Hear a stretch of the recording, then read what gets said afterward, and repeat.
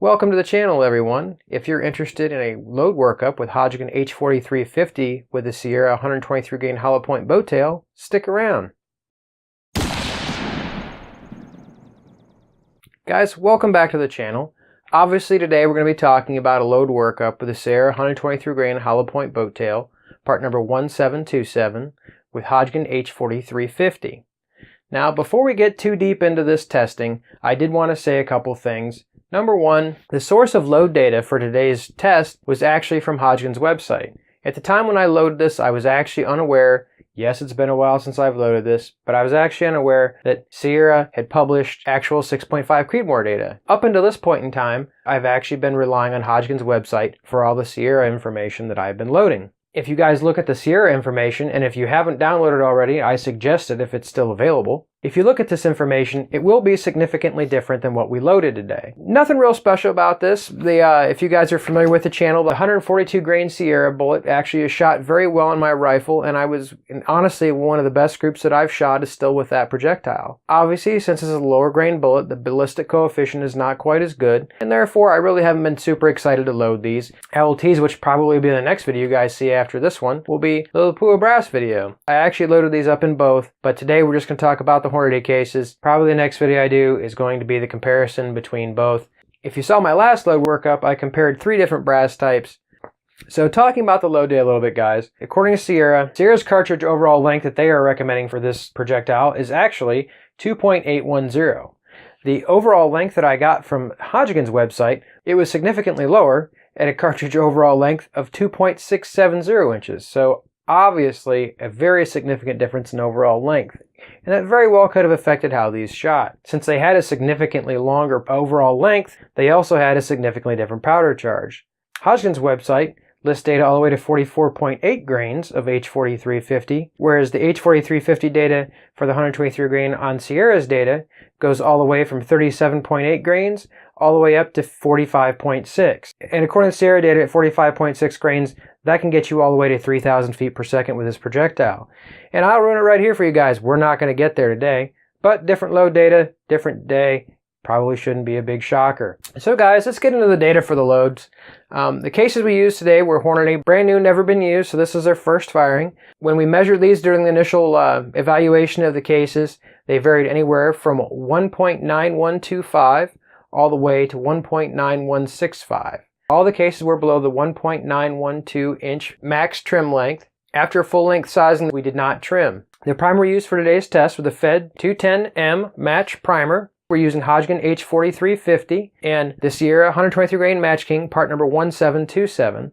The ballistic coefficient of this projectile is 0.510, which is basically the same as the published ballistic coefficient of Hornady's 123 grain SST.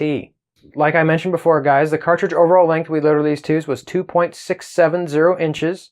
And just in case you were wondering, the actual cartridge overall length to lands would have been 2.885. So guys, this is a significantly large jump.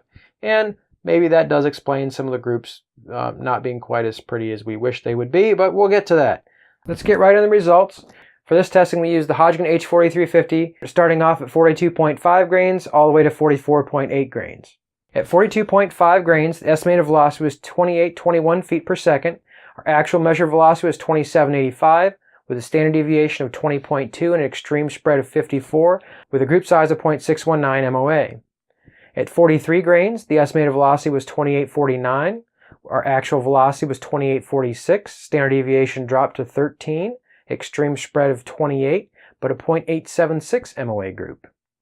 At 43.5 grains, our estimated velocity went to 2877. The actual velocity we achieved was 2867, a standard deviation of 7.5, extreme spread of 16, and a group size of 0.776 MOA. At 44.3 grains, 2922 was our estimated velocity.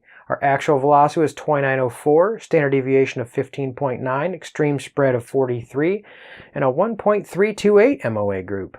Obviously, if you look at that, guys, a little bit of horizontal stringing in that load. At 44.8 grains, our estimated velocity was 2951.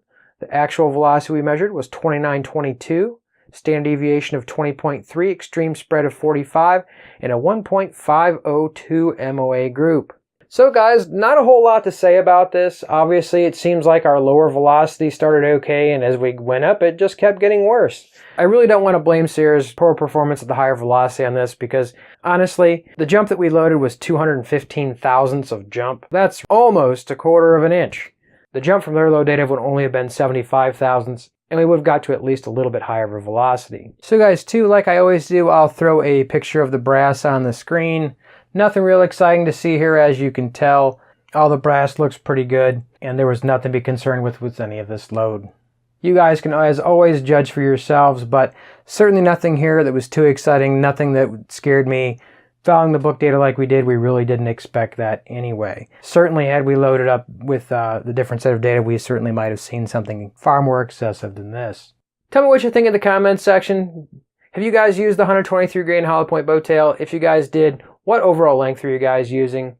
Like I said, I'm going to put this out there just so if someone's searching for this particular load, that it's there. The comparison video should be coming right up, comparing the load workup between the two different lots of brass, both the Lapua and the Hornady. So stay tuned for that, guys. Let me know your thoughts in the comments section. What did you guys think of today's load? Only the standard deviation on that 43.5 grain load was really anywhere even the reasonable realm. Everything else was really high. Seeing extreme spreads in the 50s really doesn't excite me at all. Like I said, guys, this was the initial load for the brass, so maybe after we clean the case lengths up to all be exactly the same, maybe this will shoot a little bit better. I do really think I anticipated seeing a little bit better results than this, but whatever factors came into play, they are what they are. I will do a little bit of a teaser for you if you guys stick around for next week's video when we talk about Lapua. The Lapua brass actually performed much more consistently than this did. But stick around next week to see that one. If you guys liked today's video, hit that like button. If you got a comment to make, guys, put some comments down in the section. What did you guys think about this load? Have you guys used this 123 grain load with H4350? Or have you guys been using something else? Basically, according to Sierra's data, Win 760, Reloader 17, and H4350 are all going to basically give you somewhere around that 3,000 feet per second range.